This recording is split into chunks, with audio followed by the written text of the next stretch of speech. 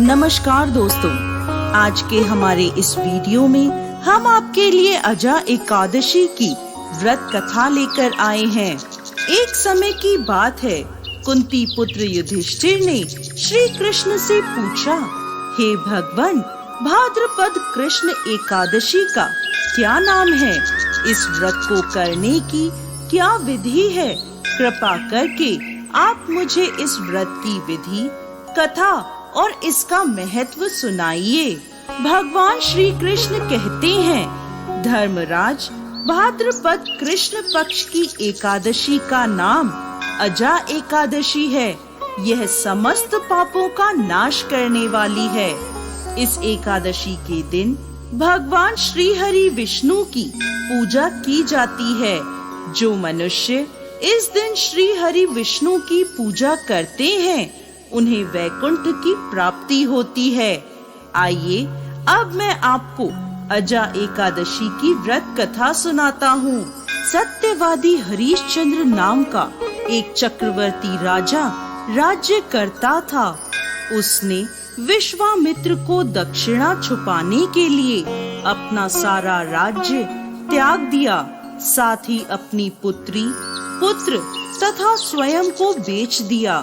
वह राजा चांडाल का दास बनकर सत्य को धारण करता हुआ मृतकों का वस्त्र ग्रहण करता रहा, मगर किसी प्रकार से वह सत्य से विचलित नहीं हुआ।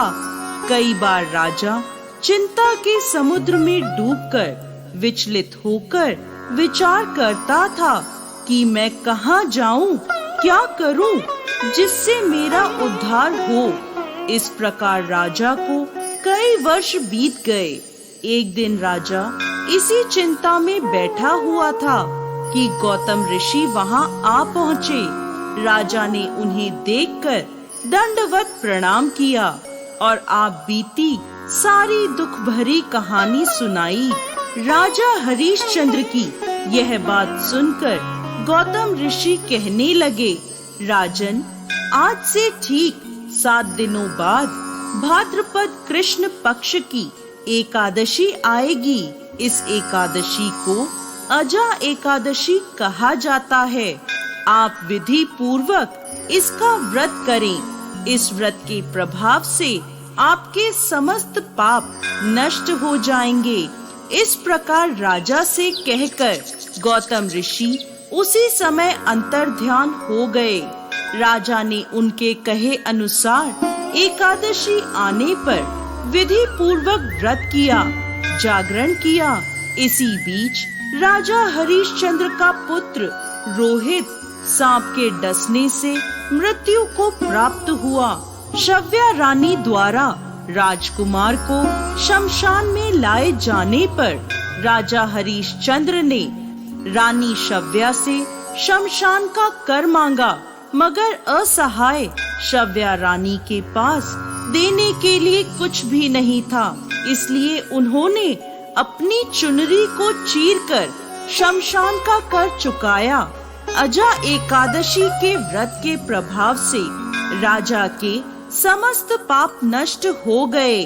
भगवान श्री हरि विष्णु ने साक्षात प्रकट होकर राजा हरिश्चंद्र की प्रशंसा करी और स्वर्ग से बाजे बजने लगे, पुष्पों की वर्षा होने लगी।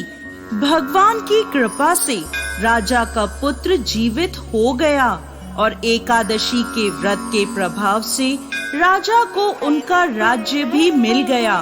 फिर वह तीनों चिरकाल तक राज्य सुख भोग कर अंत में ईश्वर को प्राप्त हुए।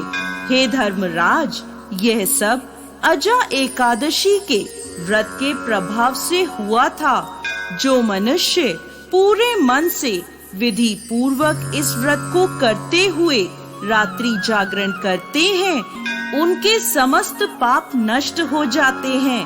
वह सुख समृद्धि से अपना जीवन व्यतीत कर अंत में स्वर्ग लोक को प्राप्त होते हैं। इस एकादशी की कथा को सुनने मात्र से अश्वमेघ यज्ञ का फल प्राप्त होता है। जय श्री हरि विष्णु।